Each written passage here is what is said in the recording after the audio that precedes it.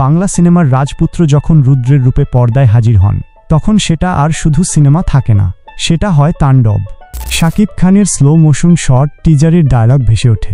এটা কোনো love story নয়, এটা একটা রিভেঞ্জ সাগা, যেখানে শত্রুরা ভুল করে রুখে দাঁড়ায় একজন লেজেন্ডের সামনে।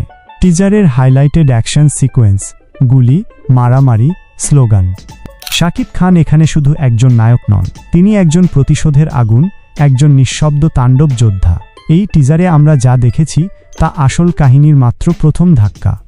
শুধু অ্যাকশন নয়, মুভির ব্যাকগ্রাউন্ড স্কোর, ক্যামেরা ও কালার গ্রেডিং সবকিছুতেই আছে এক আন্তর্জাতিক মানের ছাপ।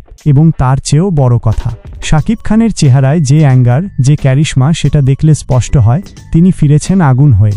টিজারের লাস্ট শট, রুদ্র হাঁটছে, চারদিকে ধোঁয়া ও ধ্বংস। তাণ্ডব, এটা কোনো সিনেমার নাম নয়, এটা একটা স্টেটমেন্ট। এদিকে বেশ কিছু গোপন সূত্রে জানা গেছে তাণ্ডব সিনেমায় বিশেষ চমক নিয়ে হাজির হবেন আর এক ক্রেজ চিত্রনায়ক সিয়াম আহমেদ। তিনি ক্যামিও একটি চরিত্রে অভিনয় করেছেন এই সিনেমায়। তাকে এ ছবির গল্পে দেখা যাবে খুব গুরুত্বপূর্ণ মুহূর্তে শাকিবের সঙ্গে। শুরুতে শোনা গিয়েছিল তাণ্ডব সিনেমায় শাকিব খানের সঙ্গে চমক হিসেবে থাকবেন আফরান নিশো কিংবা শরীফুল রাজ। তবে শেষ পর্যন্ত নিজের অভিষেকের পোড়ামন দুই ছবির নায়ককেই বেছে নিয়েছেন রাফি। বিষয়টি গোপন রেখেই সিনেমার শুটিং হয়েছে। বর্তমানে চলছে এর এডিটিং।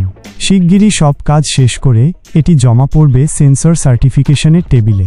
প্রথমে শুনেছিলাম রায়হান রাফি তার একটা ইউনিভার্স বানাতে চান, এখন সেটা কি তাণ্ডব দিয়েই শুরু হয় কিনা দেখার পালা।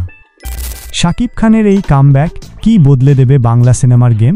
আপনি কি ভাবছেন কমেন্টে জানান। ভিডিওটি ভালো লাগলে লাইক, শেয়ার আর সাবস্ক্রাইব করতে ভুলবেন না।